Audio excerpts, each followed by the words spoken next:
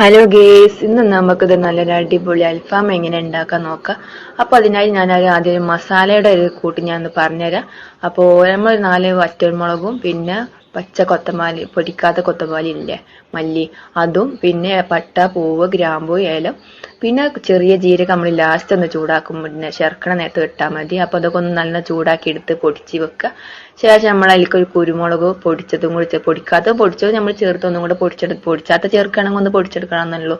പിന്നെ അതാ ചെറിയ ഉള്ളി, പിന്നെ വെളുത്തുള്ളി, ഇഞ്ചി, വേപ്പില, ചപ്പ്, പിന്നെ ഒരു 1/4 ടീസ്പൂൺ മഞ്ഞൾപ്പൊടിയും കൂടി ചേർത്തിട്ട് നല്ല ഒന്ന് പേസ്റ്റ് രൂപത്തിലൊന്ന് വിനാഗിരിയും കൂടെ ചേർത്ത് അരച്ച് നമ്മളൊന്ന് ചിക്കനുമ്പോൾ നല്ലോണം ഒന്ന് തേച്ച് പൊടിപ്പിച്ച് അതൊന്ന് നമ്മളൊന്ന് റെസ്റ്റ് ചെയ്യാൻ നമ്മളൊന്ന് ഫ്രിഡ്ജിലൊന്ന് വെക്കുക. അപ്പോൾ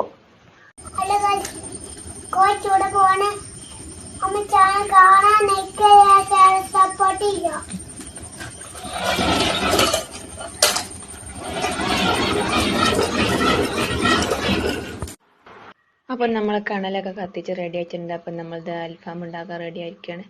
അപ്പോൾ നമ്മൾ ഗ്രില്ലിലേക്ക് ഇട്ടിട്ട് നമ്മളിതൊന്ന് വെച്ചിട്ടുണ്ട്.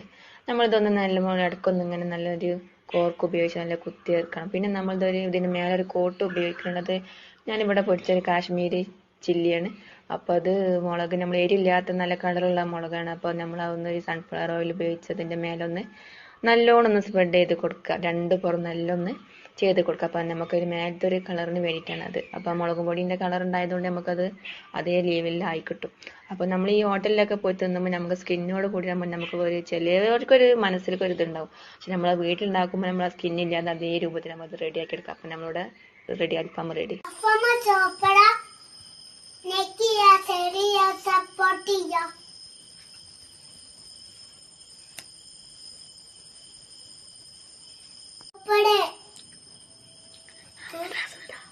Allah